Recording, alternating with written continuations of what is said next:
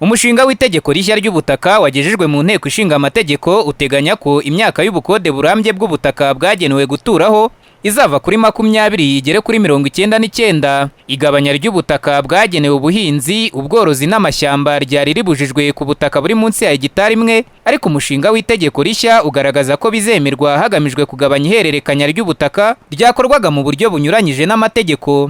Bamwe mu baturage bashimiye intambwe yatewe na guverinoma kuko ngo itegeko ry'ubutaka ririho ribakoma mu nkokora mu iterambere ryabo. Ikintu cya mbere nuko bagiye kumfasha nk'ubu muri iyo myaka 20 twari dufitemo ikibazo tuvuga ati hari igihe kubera uko ubukode turi gukodesha hari kizahinduka, ariko nubwo urumva imyaka 90 baduhaye dufitemo icyizere ko leta ibikorwa bateganya ko twashyiramo ko twabishyiramo. No kuvuga ngo hari ubwo nk'umubyeyi bagafite nk'ubutaka buke butoya bakanga kuduha nk'umunane, ndavuga ngo ubutaka ni butoya, ariko ndabona ubwo byabo bigiye kujya mu nzira nziza. Ishyaka Green Party ritavuga rumwe na leta ryanakunze kunenga amategeko agenga ubutaka mu Rwanda, ryo ryavuze ko kuba imyaka y'ubukode burambye bw'ubutaka igiye kongerwa ari intambwe nziza, ariko ngo byaba byiza kurushaho umuturage yeguriwe ubutaka burundu ntakomeze kubutunga nk'ubukodeshanyo.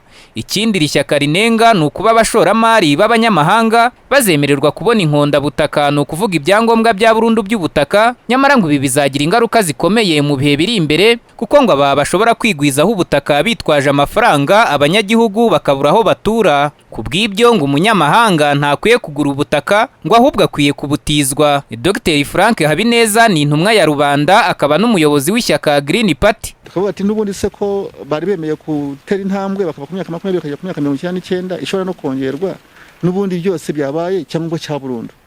Ndumva nicyo gitekerezo cyacu nicyo natanze no mu nteko, ndumva kuko nicyo cyifuzo cy'abanyarwanda benshi cyane bavuga ati ubutaka n'ubwacu ni gakondo yacu. So ari ingingo ndumva ari ya 13 muri uyu mushinga w'itegeko ibisobanura bavuga ko bazajyaho n'iteka rya perezida rishobora kugereranya uburyo n'umunyamahanga aramusari imishinga ikomeye cyane afite mu gihugu ashobora kumuha cyangwa cya burundu, ariko ubundi n'abanyamahanga bagomba kubahabwa bo ibyangombwa by'ubutaka byo bukode, ndumva bitarengeje imyaka 49 niko byari byagaragaje. Twebwe igitekerezo dufite kuri iyo ngingo nuko abanyamahanga bagombe gutizwa, kuko uko tugenda tufungura abanyamahanga kugura ubutaka tuzasanga abanyarwanda babuze aho batura.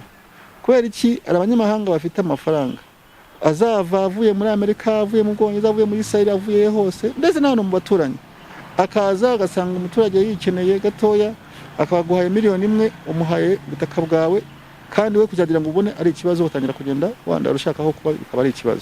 Minisitiri w'ibidukikije Dr Uwamariya Jeanne d'Arc we yabwiye abadepite ko umushinga w'itegeko rishya rigenga ubutaka wateganyije uburyo abanyarwanda n'abanyamahanga bazajya bahabwa icyangombwa cy'ubutaka cya burundu, ibizwi nk'inkonda butaka. Uyu mushinga w'itegeko uteganya ko inkonda butaka izajya itangwa ku butaka bwa leta no ku butaka butunzwe n'abanyarwanda, kandi ubwo butaka ntibugomba kurenza hegitari 2 ku muntu. Icyakora iteka rya perezida rishobora kwemeza itangwa ry'inkonda butaka ku munyamahanga ku mpamvu zidasanzwe z'inyungu z'igihugu. Guverinoma y'u Rwanda igiye kuvugurura itegeko rigenga ubutaka mu Rwanda nyuma y'igenzura kwishyirwa mu bikorwa ry'itegeko rigenga ubutaka rya 2013, bikagaragara ko ririmo icyuho kuko hari ibibazo by'ingutu ridakemura. Daniel Hakizimana, Flash TV.